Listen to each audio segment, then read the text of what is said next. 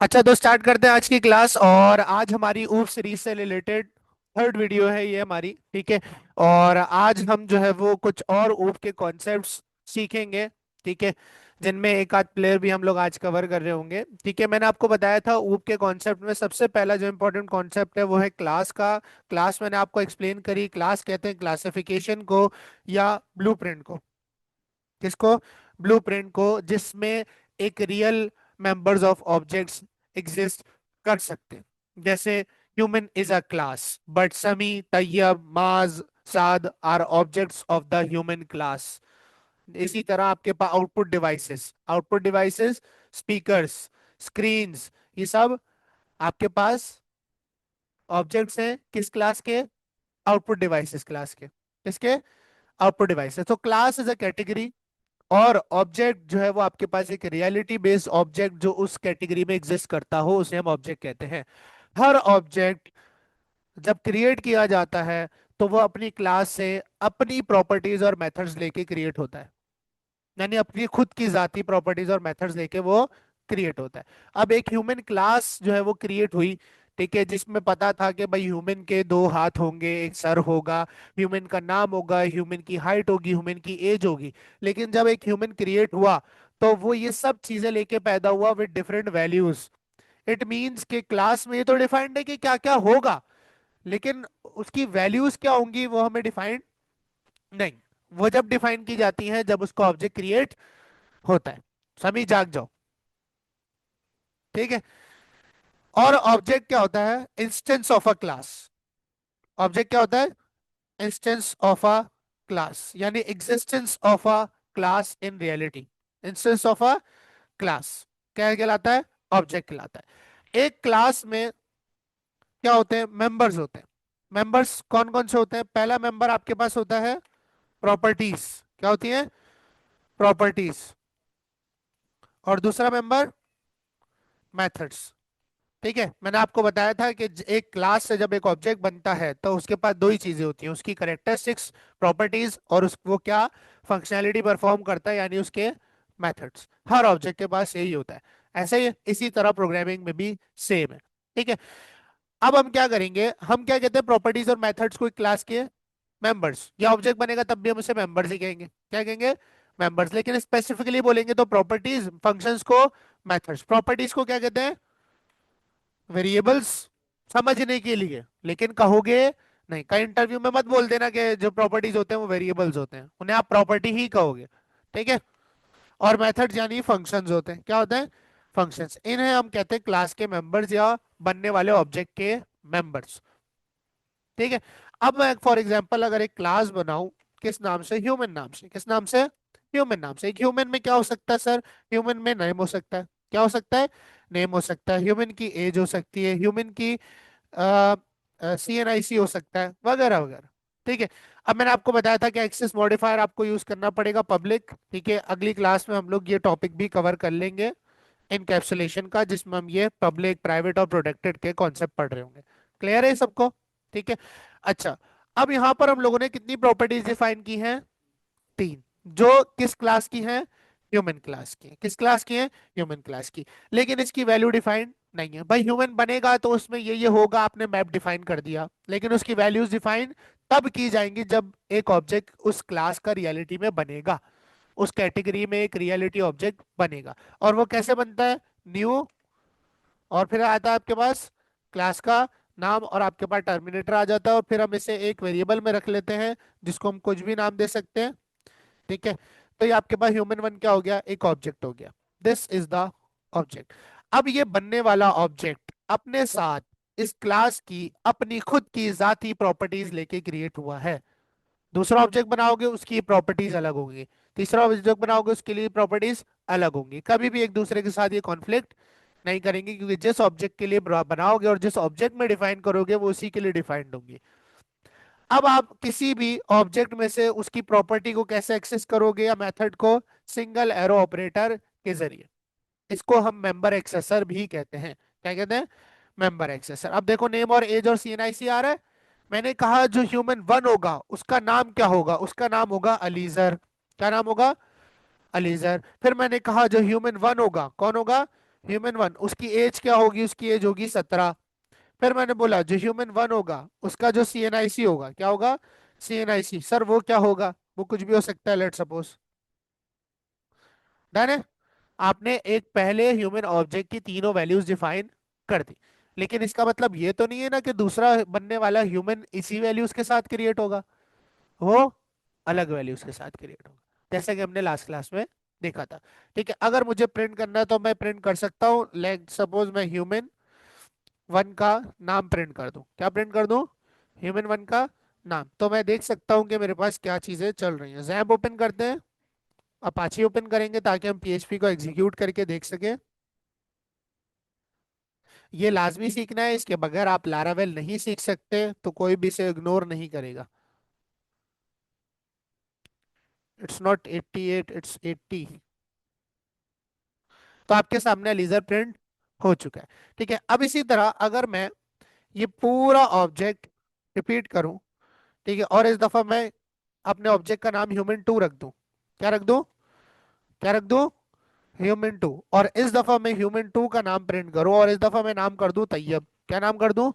तैयब। और human to का नाम प्रिंट करूं तो देखना आपके बनने वाले दोनों ऑब्जेक्ट्स के नाम डिफरेंट है, यानी कि बनने वाला ऑब्जेक्ट अपनी खुद की प्रॉपर्टीज के साथ क्रिएट किया गया है, जिसकी वैल्यूज डिफरेंट हो सकती हैं या होती हैं। ठीक है, ये बात सबको समझ आ गई थी ना? एक दफा रिवाइज करवा दिया मैंने। ठीक है, अच्छा, अब इस चीज को हटाते हैं। एक ह्यूमन की फंक्शनैलिटी क्या है? खाना पीना सोना उठना बैठना, ये सब उसकी क्या है? फंक्शनैलिटी है। ठीक है, लेट सपोज मेरे पास जो ना एक फंक्शनैलिटी है ईट, खाना। ठीक है, तो फंक्शनैलिटी कैसे बनाते हैं सर? फंक्शन मेथड किसे कहते हैं? क्लास के फंक्शन को। मेथड किसे कहते हैं? क्लास के फंक्शन को। मेथड का नाम मैं रख रहा हूँ ईट। क्या रख रहा हूँ? ईट। ऐसे ही बनाते हैं फंक्शनलाइजर। ठीक है, और एक्सेस मॉडिफायर भी लगाएंगे तो यहाँ पीछे लगा देंगे पब्लिक, ताकि हम इसे एक्सेस कर सकें। ठीक है, और उसके बाद मैं इसमें इको कर दूंगा human is eating. Human is human is eating. ठीक है, अब ये करने के बाद अब इस एग्जीक्यूट करना है इस फंक्शन को। याद रहे, इन सारी प्रॉपर्टीज और मेथड्स को यूज करने के लिए, एग्जीक्यूट करने के लिए, इनकी वैल्यूज डिफाइन करने के लिए ऑब्जेक्ट बनना लाजमी है। ऑब्जेक्ट बनना लाजमी है। आप बिना इस क्लास का ऑब्जेक्ट बनाए इस ईट फंक्शन को एग्जीक्यूट नहीं कर सकते। बिना इस क्लास का ऑब्जेक्ट बनाए इस ईट फंक्शन को एग्जीक्यूट नहीं कर सकते। जिस तरह इस ह्यूमन क्लास का और बिना ऑब्जेक्ट बनाए हम नेम को एक्सेस नहीं कर सकते, हम एज को डिफाइन नहीं कर सकते, हम CNIC को डिफाइन नहीं कर सकते, इसी तरह ईट भी एग्जीक्यूट नहीं होगा। अब ऑब्जेक्ट कैसे बनेगा? New human, new human. और उसके बाद हम लोगों ने एक वेरिएबल में रख दिया ह्यूमन वन। किस वेरिएबल में रख दिया? Human one. ठीक है, अब ह्यूमन वन के अंदर देखना सब कुछ होगा। Dollar human one, member access लगाया, नेम ईट एज CNIC सब कुछ है, क्योंकि वो जिस क्लास से बना है उसमें ही सब चीजें मौजूद थी, तो वो उन सब चीजों के साथ क्रिएट किया गया है। ठीक है, अब यहां पर देखना, मैं जैसे ही ईट करूंगा, अब आपको पता है फंक्शन एग्जीक्यूट करने के लिए राउंड ब्रैकेट लगाने पड़ते हैं। कॉल करने के लिए फंक्शन को क्या कर रहे हो यहाँ पे आप? कॉल कर रहे हो, तो आपने यहाँ पर कॉल कर दिया। अब जैसे ही कॉल किया तो आपके पास फंक्शन में जो कुछ लिखा था वो एग्जीक्यूट हो गया, वो एग्जीक्यूट हो चुका है। अच्छा, अब बात आती है कि लेट सपोज सर मैं जो है वो इस नेम को, या मैं अगर इस ह्यूमन को नाम दे दूं डॉलर ह्यूमन वन, और मैंने क्या दे दिया इसको? नेम दे दिया। क्या दे दिया? नेम दे दिया। और यहां पर मैंने नाम दे दिया अली सर। मैंने कहा ह्यूमन इज ईटिंग क्यों लिखा हुआ आ रहा है? अब मैं दूसरा ऑब्जेक्ट बनाऊंगा उसमें चलाऊंगा तब भी क्या लिखा हुआ आएगा? Human is eating. भाई मैं चाह रहा हूं कि आपके पास मेरे पास वही नाम लिखा हुआ है जो मैंने ऑब्जेक्ट को दिया है। मैंने अगर ह्यूमन वन के ऑब्जेक्ट को अलीजन नाम दिया तो अलीजन ही रेटिंग लिखा हुआ है। ह्यूमन टू ऑब्जेक्ट बनाऊं उसको मैं अगर साद नाम दूं तो सादे रेटिंग लिखा हुआ है। अब यहाँ पर किसी तरह आपने ह्यूमन की जगह पर साद करना है। अब आपको पता है कि आपने ये जो प्रॉपर्टी नेम है इसकी वैल्यू को बराबर कर दिया किसके? अलीजर के, यानी ऑटोमेटिकली यहाँ सेट हो गई है। यहाँ सेट हो गई है, और किससे हुई है? डॉलर ह्यूमन वन नेम से। ठीक है, अब हमने उसका कॉन्सेप्ट पढ़ा था ना, पैरामीटर्स का, कि हम आर्ग्यूमेंट में वैल्यू पास करते हैं, पैरामीटर में रिसीव करते हैं और प्रिंट करवा देते हैं। पढ़ा था। ठीक है, क्या हम ऐसा कुछ यहाँ कर सकते हैं? क्या हम ऐसा कुछ यहाँ कर सकते हैं? कैसे करेंगे? अच्छा, मैंने एक पैरामीटर बना दिया यहाँ पर नेम नाम से। किस नाम से? डॉलर नेम के नाम से। मैंने कहा कि भाई ह्यूमन की जगह क्या प्रिंट कर दो? हाँ, क्या प्रिंट कर दो? डॉलर नेम के साथ जोड़ के लिख दो भाई। ठीक है, क्या एरर दे रहा है? Unassigned variable, sorry sorry, double E है। ठीक है, तो आपके पास जो भी नाम ये फंक्शन रिसीव करेगा वो इसके साथ प्रिंट हो जाएगा। लेकिन इसके आर्ग्यूमेंट में दिया, देखो नीचे एरर आना शुरू हो गया। वो अब आपसे नाम मांग रहा है। क्या मांग रहा है? नाम मांग रहा है। अब यहाँ मैं डायरेक्ट नाम दे देता हूँ फिलहाल के लिए। क्या दे दिया मैंने? या मैं तैयब दे दिया। क्या दे दिया? तैयब दे दिया। यहाँ है, यहाँ है, रिफ्रेश किया तो तैयब लिखा हुआ आ गया। अब यहाँ पर कौन सा नाम आना चाहिए? जो ह्यूमन वन का नाम है। किसका नाम है? तो यहाँ से कॉपी करके मैं यहाँ पर इसको पास नहीं कर सकता। मैंने कहा ऐसा आर्ग्यूमेंट क्या ले लो? ह्यूमन वन का नेम ले लो, जो कि क्या है? जो कि क्या है? अलीजर है। तो आपके पास अलीजर नाम ह्यूमन वन नेम को दिया, ह्यूमन वन नेम को आपने पास किया एज आर्ग्यूमेंट, ये जाके सेट होगा किसमें? डॉलर नेम में, और उसके साथ जुड़ के लिखा हुआ आ जाएगा। तो आप इस तरह से भी डायनेमिकली काम कर सकते हो। ठीक है, अब यहाँ देखना, जब भी मैं एक नया ऑब्जेक्ट बनाऊंगा, मैंने एक ह्यूमन टू का ऑब्जेक्ट बनाया, उसको मैंने नाम दे दिया साद, और मैंने कहा ह्यूमन टू का नेम ले लो। किसका नेम ले लो? ह्यूमन टू का। तो इस दफा देखना साद इज ईटिंग लिखा हुआ आएगा। ये मैंने अपने मेथड को क्या कर दिया? डायनेमिक कर दिया। मैंने अपने मेथड को क्या कर दिया? डायनेमिक कर दिया सर। ये बात सबको समझ आ रही है? ठीक है, अच्छा।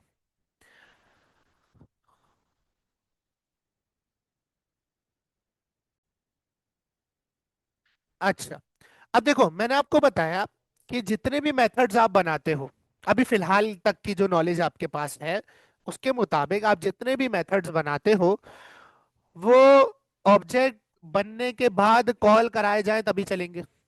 ऑब्जेक्ट बनाया और फिर कॉल करवाया तभी ईट का मेथड चल रहा है, वरना एग्जीक्यूट नहीं होगा। अब ना, ऊप में ऑब्जेक्ट ओरिएंटेड प्रोग्रामिंग के फंडामेंटल में, अब ये पीएचपी स्पेसिफिक बात नहीं है, ये कॉन्सेप्ट हर चीज में होगा। यानी कोई भी लैंग्वेज की ऊप उठा लो, सब में ये कॉन्सेप्ट लाजमी होगा। ठीक है, एक ऐसा मेथड होता है क्लास का। ऊप के फंडामेंटल में क्लास का एक ऐसा मेथड होता है जिसका नाम होता है कंस्ट्रक्टर। क्या नाम होता है? कंस्ट्रक्टर। यहां लिख देता हूं मैं।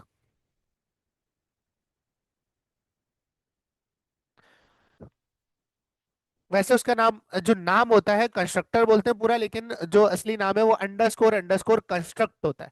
मेथड का नाम क्या होता है ये? This is a method, this is a method. Construct एक ऐसा मेथड है जो ऑब्जेक्ट बनते साथ ही कॉल हो जाता है ऑटोमेटिकली। कंस्ट्रक्ट आपकी क्लास का एक ऐसा मेथड होता है जिसका अगर ऑब्जेक्ट बनाया जाए, जिस क्लास का क्या बनाया जाए? ऑब्जेक्ट, और जिसमें कंस्ट्रक्टर मौजूद है, जिसमें कंस्ट्रक्टर कंस्ट्रक्टर एक फंक्शन होता है। जैसे हम नॉर्मल फंक्शन बनाते हैं, ईट का फंक्शन बनाया, constructor is also a function. लेकिन ये एक ऐसा फंक्शन होता है क्लास का जो क्लास को ऑब्जेक्ट बनने पर ऑटोमेटिकली कॉल हो जाता है, इसको कॉल करना नहीं पड़ता, इसको कॉल करना नहीं पड़ता। अब ये इसके यूज केस भी बताता हूँ क्या होता है। ठीक है, इसको हम अपने प्रॉपर्टीज की इनिशियल वैल्यूज को इनिशियलाइज करने के लिए, या फिर स्टार्टअप टास्क परफॉर्म करने के लिए यूज करते हैं। कंस्ट्रक्टर एक ऐसा मेथड होता है जिसको हम अपनी प्रॉपर्टीज की इनिशियल वैल्यूज को इनिशियलाइज करने के लिए, और कोई स्टार्टअप टास्क जो हम चाहते हैं कि ऑब्जेक्ट बनते ही हो जाए, ऐसा कोई काम जो क्लास का ऑब्जेक्ट बनते ही ऑटोमेटिकली हो जाए, उसके लिए कोई प्रॉपर्टी कॉल नहीं करनी पड़े, कोई फंक्शन कॉल नहीं करना पड़े, वो खुद ब खुद हो जाए। जैसे ही उस क्लास के क्या बने अलीजर, ऑब्जेक्ट बने, ये फंक्शन खुद ब खुद चल जाए, ये पर्टिकुलर काम ऑटोमेटिकली हो जाए। तो वो पर्टिकुलर कोड हम कंस्ट्रक्टर में लिखते हैं। किस में लिखते हैं? किस में लिखते हैं? कंस्ट्रक्टर में लिखते हैं। ठीक है, ये आपको पता होना चाहिए। थोड़ी सी डेफिनेशन और तुम लोग को अगर बता देता हूँ। व्हाट इज कंस्ट्रक्टर इन ऊप? In OOP programming, a constructor is a special method automatically called when an object is created from a class. जब किसी क्लास का ऑब्जेक्ट बने तो ये ऑटोमेटिकली कॉल हो जाता है। देखो यहां जो भी हम लोगों ने ईट का मेथड बनाया है, इसे हमने एक्सप्लिसिटली यानी अपनी मर्जी से कॉल किया। जब तक कॉल नहीं करूंगा ये एग्जीक्यूट नहीं होगा। लेकिन कंस्ट्रक्टर एक ऐसा मेथड होता है जिसे कॉल करने की जरूरत नहीं होती, जिसे कॉल करने की जरूरत नहीं होती, वो ऑब्जेक्ट बनते साथ खुद ब खुद कॉल हो जाता है। ठीक है, क्योंकि वो डायरेक्टली एसोसिएट होता है क्लास के नाम के साथ। किसके साथ? क्लास के नाम के साथ। जैसे ही आपने क्लास का नाम लिख के ऑब्जेक्ट बनाया है ना, वो ऑटोमेटिकली कॉल हो जाता है। ठीक है, थोड़ा सा और पढ़ लेते हैं। It's primary job is to utilize the object states assigning initial values to its attributes, यानी प्रॉपर्टीज को इनिशियल वैल्यूज देने के लिए। To ensure it starts in a valid ready to use condition often with the same name as the class and no return type. इसकी कोई return type यानी बदले में कुछ प्रोवाइड नहीं करता, वॉइड होती है। क्या होती है? Void. Constructors handles initial setup preventing objects from being created with undefined और इनकरेक्ट स्टार्टिंग डेटा। अब जब आपने लेट सपोज आपने ये लीजर का मेथड बनाया, ठीक है, एक आपने ऑब्जेक्ट बनाया है। अब जो है ना आप पास कर रहे हो ईट के अंदर ह्यूमन वन का नाम, तो कुछ आपके पास नजर आएगा आपको, क्योंकि आपने ह्यूमन वन को नाम ही नहीं दिया। ह्यूमन वन को नाम नहीं दिया और आप मेथड में क्या पास कर रहे हो? ह्यूमन वन का नाम, जो कि कुछ भी नहीं है, तो आपके पास कुछ भी लिखा हुआ नहीं आ रहा। तो कंस्ट्रक्टर ऐसे मसलों का हल निकालता है। कंस्ट्रक्टर कहता है आपने नाम नहीं दिया, मैं आपसे जान पूछ के नाम लूंगा, मैं आपसे जान पूछ के नाम लूंगा, आपको देना पड़ेगा, ताकि मैं इनिशियली एक आध नाम सेट कर दूं जिससे आपका कोड सही वर्क करे। ठीक है, अब इसकी लॉजिक बनती है, अगर कोई नाम ना दे, एरर तो नहीं आ रहा, एरर तो नहीं आ रहा, लेकिन नाम भी तो नहीं आ रहा, और ये मुझसे जानबूझ के लिए भी नहीं रहा। कोई रिस्ट्रिक्शन, कोई रिक्वायर्ड का कीवर्ड भी नहीं है यहाँ पर कि मैं लगा दूं कि भाई नाम लाजिम होना चाहिए। बात समझ आ रही? अब इन चीजों के लिए कंस्ट्रक्टर यूज होता है। अब देखो कंस्ट्रक्टर बनता कैसे? कंस्ट्रक्टर वैसे आप कहीं भी बना सकते हो, जैसे नॉर्मल फंक्शन बनाते हैं, पब्लिक फंक्शन। ठीक है, इसका नाम होता है अंडरस्कोर अंडरस्कोर कंस्ट्रक्ट। क्या नाम होता है? ठीक है, इस नाम से आप कोई और मेथड नहीं बनाओगे, इस नाम से आप कोई और मेथड नहीं बनाओगे। बात समझ आ गई? ठीक है।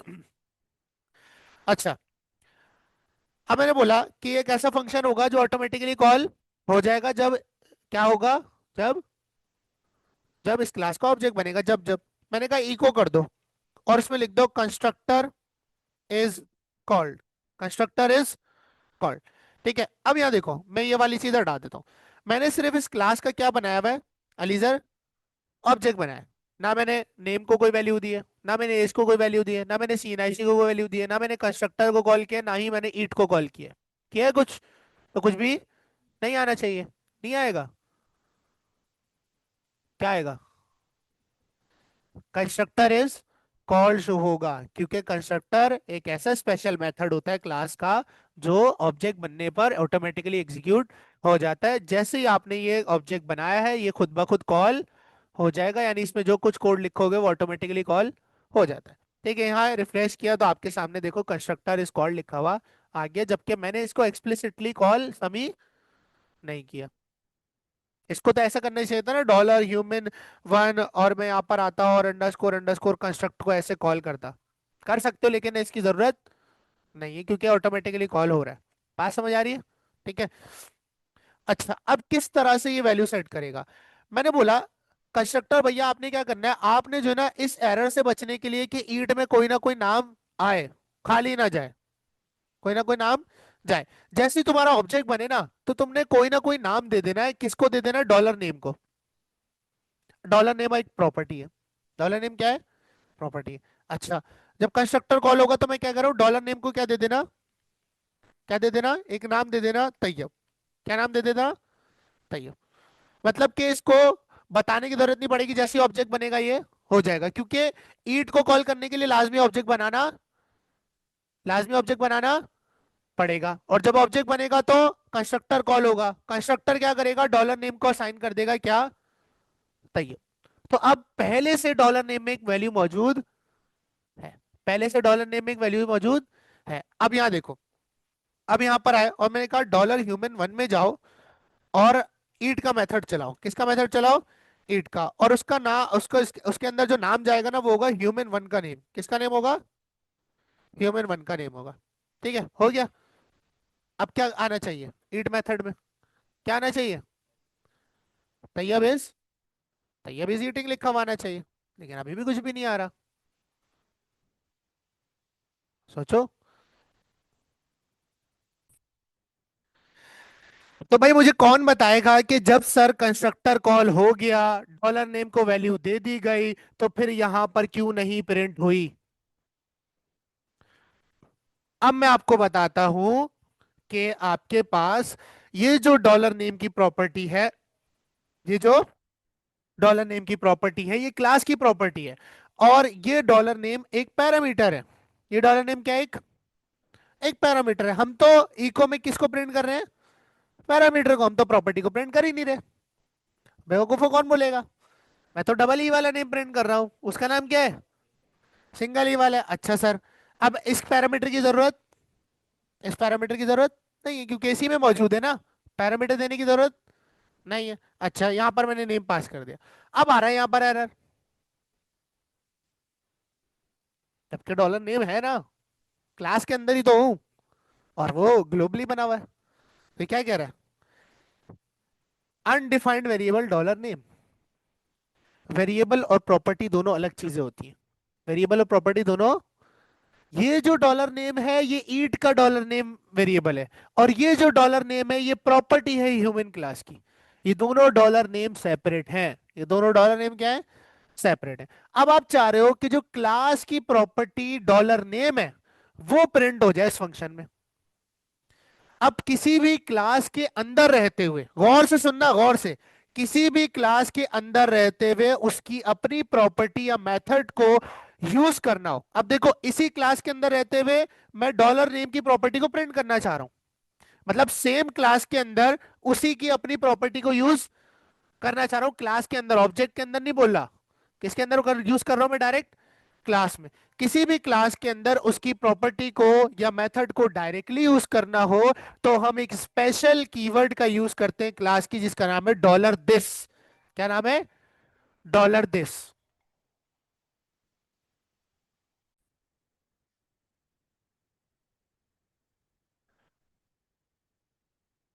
डॉलर दिस का कीवर्ड या प्रॉपर्टी, या आप इसको वेरिएबल समझो, कुछ भी समझो, यूज किया जाता है क्लास के अंदर ही मौजूद प्रॉपर्टीज और मेथड्स को क्लास के अंदर ही यूज या कॉल करने के लिए।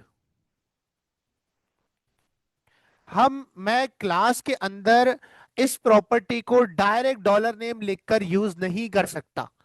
ये समझेगा डॉलर नेम यहाँ वेरिएबल है, जबकि डॉलर नेम क्लास की क्या है? प्रॉपर्टी। अब मुझे यहाँ इसको बताना पड़ेगा कि इस डॉलर नेम जो इस क्लास की क्या है? प्रॉपर्टी है। अब अगर मैं किसी के घर में मौजूद हूं और उसके घर के बारे में मुझे बोलना है तो ये घर बोलूंगा ना। इसी तरह किसी क्लास में मौजूद हो और उस क्लास के बारे में ही कुछ लिखना है, यानी कि उसकी क्लास की ही प्रॉपर्टी लिखनी है दोबारा, या यूज करनी है, या कोई फंक्शन कॉल करना है, तो क्लास के अंदर मौजूद रहते हुए मैं डायरेक्ट उसके नाम से उसे एक्सेस नहीं कर सकता। क्लास के अंदर मौजूद रहते हुए उसकी प्रॉपर्टीज और मेथड्स को डायरेक्ट यूज नहीं किया जा सकता। क्लास के बाहर ऑब्जेक्ट बनने के बाद डायरेक्ट यूज किया जा सकता है। अगर क्लास के अंदर रहते हुए उसकी प्रॉपर्टी और मेथड को यूज करना है तो हमें एक स्पेशल कीवर्ड यूज करना पड़ता है, इसका नाम है डॉलर दिस। क्या नाम है? Dollar this. तो आपको यह बताना पड़ेगा कुछ इस तरह कि भाई dollar this, dollar this name. ये देखो, जैसे मैंने डॉलर दिस लिखा ना, तो यहाँ देखो आपके पास सारी चीजें आ रही हैं जो इस फंक्शन में बनी हुई है। इसका मतलब है डॉलर दिस में हर वो चीज मौजूद है जो इस क्लास में प्रॉपर्टी और मेथड बना हुआ है। बात समझ आ रही है? ठीक है, तो डॉलर दिस उसी स्पेसिफिक क्लास को डिनोट कर रहा होता है। डॉलर दिस यानी ह्यूमन क्लास, दिस मींस यही क्लास का नेम, इसी क्लास का नेम प्रिंट कर दो। किस क्लास का नेम प्रिंट कर दो? इसी क्लास का नेम प्रिंट कर दो। अब इसी तरह जब मैं इनिशियलाइज कर रहा हूं तो ये देखो ना, डल आ रहा है। ये डल इसलिए आ रहा है क्योंकि उसको डॉलर नेम मिल ही नहीं रहा। अगर मैं यहाँ पर ऊपर करूं तो dollar name is assigned but it's value is never used. Dollar name जबकि प्रॉपर्टी तो बनी हुई है। अब यहां पर भी वैल्यू देते हुए आपको बताना पड़ेगा, जहां जहां आप dollar name, dollar age, dollar CNIC और ईट का मेथड क्लास के अंदर यूज कर रहे होगे, क्लास के अंदर यूज कर रहे होगे, वहां वहां आपको उस प्रॉपर्टी से पीछे दिस का कीवर्ड यूज करना पड़ेगा। अब आप कह रहे हो पहले जो हमने ये डॉलर नेम बनाया ना, ये एक वेरिएबल बन गया। ये क्या बन गया?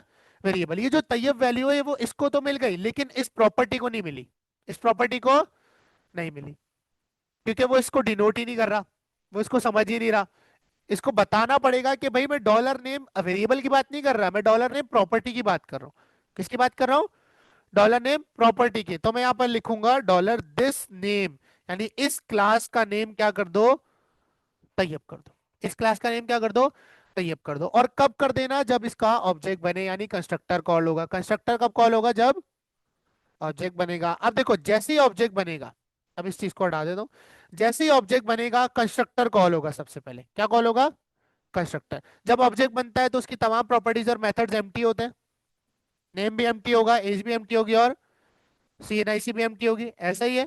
ठीक है। अब तुमने बोला कि भाई आपके पास जो ह्यूमन क्लास का ऑब्जेक्ट बना है उसका जो कंस्ट्रक्टर कॉल हुआ है वो क्या कर रहा है? वो इसी क्लास की नेम प्रॉपर्टी को एक वैल्यू दे रहा है जिसका नाम है तैयब। तो मैंने क्लास के अंदर ही वैल्यू असाइन कर दी। मैंने क्लास के अंदर ही वैल्यू असाइन कर दी, मुझे बाहर से करनी नहीं पड़ेगी, मुझे ऑब्जेक्ट बनाने के बाद करनी नहीं पड़ेगी वैल्यू असाइन। अब जैसे ही मैंने करी तो आपके पास ईट का फंक्शन अगर मैं रन करूं, किसका फंक्शन? ईट का फंक्शन, तो मैं उसमें क्या प्रिंट करवा रहा हूं? इसी क्लास की जो नेम प्रॉपर्टी की वैल्यू है उसके साथ इज ईटिंग लिखवा रहा हूं। ऐसे ही। आओ अब चेक करते हैं। मैंने कहा डॉलर ह्यूमन वन जो है उसका क्या चला दो? ईट मेथड चला दो। आपने सबसे पहले क्या किया? एक ऑब्जेक्ट बनाया। जैसे ही ऑब्जेक्ट बना तो क्या कॉल होगा दमन? कंस्ट्रक्टर। क्या कॉल होगा? कंस्ट्रक्टर कॉल होगा। जैसे ही कंस्ट्रक्टर कॉल होगा तो कंस्ट्रक्टर क्या करेगा? इस डॉलर नेम की प्रॉपर्टी को एक वैल्यू दे देगा तैयब। क्या वैल्यू दे देगा? तैयब वैल्यू दे देगा। और उसके बाद मैंने क्या किया है? ईट का मेथड चला है। क्या किया है मैंने? ईट का मेथड। ईट का मेथड क्या कहते हैं? ईट का मेथड कहता है कि इस क्लास में मौजूद नेम प्रॉपर्टी की वैल्यू उठाओ, जो कि हमने क्या कर दी है? तैयब कर दिया। क्या कर दिया? तैयब। और उसके साथ क्या लिख दो? इज ईटिंग लिख दो। क्या लिख दो? Is eating. यहाँ रिफ्रेश करा, देखो तैयब इज ईटिंग। ठीक है। तो कंस्ट्रक्टर यूज किया जाता है जब आप चाहते हो कि आपकी जो प्रॉपर्टीज हैं उनकी इनिशियल वैल्यूज दे दी जाए जैसे ऑब्जेक्ट बने। जैसे ऑब्जेक्ट बने उसकी इनिशियल वैल्यूज पहले ही असाइन कर दी जाए, तब हम किसका यूज करते हैं? कंस्ट्रक्टर मेथड का यूज करते हैं। किसका यूज करते हैं? या हम कोई स्टार्टअप काम जो ऑटोमेटिकली एग्जीक्यूट हो जाए ऑब्जेक्ट बनने पर, बाकी काम होने से पहले कंस्ट्रक्टर सबसे पहले चलता है। अगर है तो, अगर नहीं लगाया तो नहीं चलेगा। जब कंस्ट्रक्टर है ही नहीं तो नहीं चलेगा। कंस्ट्रक्टर सबसे पहले चलता है। कंस्ट्रक्टर सबसे पहले चलता है, उसके बाद बाकी जो काम आपने किया होता है वो चलता है, और एंड में डिस्ट्रक्टर चलता है। कौन चलता है? डिस्ट्रक्टर। ठीक है। इसमें किसी का कोई सवाल? अच्छा सर, अब लेट सपोज मैं अगर human one, human two, human three बनाता हूं। गौर सुनना, गौर से सुनना इधर। मैं तीन ऑब्जेक्ट बनाता हूँ, ह्यूमन वन के नाम से, ह्यूमन टू के नाम से, और ह्यूमन थ्री के नाम से। हर ऑब्जेक्ट में नाम क्या हो जाएगा? तो ये हर ऑब्जेक्ट में नाम क्या हो जाएगा? क्या ये सेंस बनती है? फायदा ऐसे ऑब्जेक्ट का जिस ऑब्जेक्ट का नाम हर दफा तैयब भी होगा। बात समझ आ रही है? ठीक है। अच्छा देखो, कंस्ट्रक्टर एक मेथड है। ठीक है। जब आपके पास ऑब्जेक्ट बनता है तब आपके पास कंस्ट्रक्टर चलता है। तो आपके पास ऑब्जेक्ट की सूरत में ये कंस्ट्रक्टर कहलाता है। क्या कहलाता है ये? This is the constructor of the object. ये आपने कॉल किया है कंस्ट्रक्टर को। किसे कॉल किया है? कंस्ट्रक्टर को। ठीक है। बनाया यहाँ है और कॉल का किया है, ये आपके पास कंस्ट्रक्टर है, क्योंकि यहाँ आपने कॉल किया जैसे ही तो ये एग्जीक्यूट हो जाएगा। ठीक है। अब यहाँ देखना, अब कंस्ट्रक्टर एक फंक्शन है, यानी कि ये पैरामीटर रिसीव कर सकता है। फंक्शन है ना। अगर मैं इसके अंदर एक पैरामीटर बना दूं एस नेम नाम से। किस नाम से? ये एक वेरिएबल है, एक पैरामीटर वेरिएबल है। क्या है? एक पैरामीटर है। अब मैं कह रहा हूं कंस्ट्रक्टर में जो भी नाम आए ना वही नाम इस डॉलर नेम प्रॉपर्टी को मिल जाए। किसको मिल जाए? जो एस नेम में नाम आए वही नाम किसको मिल जाए? इस डॉलर नेम प्रॉपर्टी को मिल जाए, ताकि ये चीज डायनेमिक हो सके, हर दफा तैयब ना हो, हर दफा तैयब ना हो। अब यहाँ देखो, अब मुझे तैयब की जगह क्या पास करना है? Dollar S name. मैंने कहा कंस्ट्रक्टर में जो भी नाम रिसीव हो उसको किसके बराबर कर दो? डॉलर दिस नेम के बराबर कर दो, यानी इस प्रॉपर्टी के बराबर कर दो। ठीक है। अब जब आप अपना ऑब्जेक्ट बनाओगे ना, तो कंस्ट्रक्टर कब कॉल होता है? जब ऑब्जेक्ट बनता है। अब जैसे ही ऑब्जेक्ट बन रहा है एरर आ रहा है, वो क्या कह रहा है? Missing argument dollar S name. यानी कंस्ट्रक्टर वो मेथड है जिसके आर्ग्यूमेंट्स आप ऑब्जेक्ट के ही पैरामीटर्स में दोगे। किस में दोगे? ऑब्जेक्ट के ही। देखो आपसे क्या मांग रहा है ये डॉलर नेम। यहाँ मैंने क्या दे दिया? मैंने दे दिया अलीजर। क्या दे दिया? अलीजर। अब देखना क्या होगा, इसमें जो पैरामीटर दिया है आर्ग्यूमेंट, ये जाके सेट होगा कंस्ट्रक्टर के डॉलर नेम में, और ये किसको मिल जाएगा? डिस नेम को, इसको, और इसको हमने किस में प्रिंट कराया है? ईट के मेथड के अंदर। किस में प्रिंट करा रहे हैं? ईट के मेथड में प्रिंट करा रहे हैं। अब ईट का मेथड चलाएं, डॉलर ह्यूमन वन में जाओ और किसको चला दो? ईट का मेथड चला दो। ठीक है। अब यहाँ देखो, मैंने यहाँ पर इसको डुप्लीकेट किया, कॉपी एंड पेस्ट। इस दफा बनाया मैंने ह्यूमन टू। क्या बनाया? Human two. और इस दफा मैंने नाम कर दिया तैयब। क्या कर दिया? तैयब। यहाँ रिफ्रेश कर, अब क्या आ गया? तो आपको ये दो तीन चीजें बहुत इंपॉर्टेंटली पता होनी चाहिए कि दिस रेफर करता है उसी क्लास को, उसी क्लास की किसी प्रॉपर्टी को रेफर करने के लिए या मेथड को रेफर करने के लिए डॉलर दिस का यूज करते हैं। किसका यूज करते हैं? किसका यूज करते हैं? डॉलर दिस का। कंस्ट्रक्टर क्या होता है? Constructor is a special method of the class which is executed on the object creation. On the object creation. जब ऑब्जेक्ट क्रिएट होगा तो कंस्ट्रक्टर ऑटोमेटिकली कॉल हो जाता है, क्योंकि वो इसी से एसोसिएटेड होता है। ठीक है। समझो ये कंस्ट्रक्टर लिखा हुआ है, यहाँ पे क्या लिखा हुआ है? This is constructor call. यही कॉल करता है कंस्ट्रक्टर को। तो जो कंस्ट्रक्टर के पैरामीटर्स होंगे उनकी वैल्यूज भी आप ऑब्जेक्ट क्रिएशन वाले में ही दोगे। बात समझ आ रही है? ठीक है। तो अलीजर जाके सेट होगा कंस्ट्रक्टर के इसके अंदर, और इस तरह से हम वैल्यूज को इनिशियलाइज करते हैं। अब देखो, अब मैं तीनों वैल्यूज तुम्हें इनिशियलाइज करके दिखाता हूँ। कितनी वैल्यूज? तीनों वैल्यूज। ठीक है। मैंने एक पैरामीटर बनाया डॉलर एस नेम, एक बनाया मैंने डॉलर एस एज, और एक बनाया डॉलर एस सी एन आई सी। एस इसलिए लगा रहा हूं ताकि आपको पता रहे कि अलग है।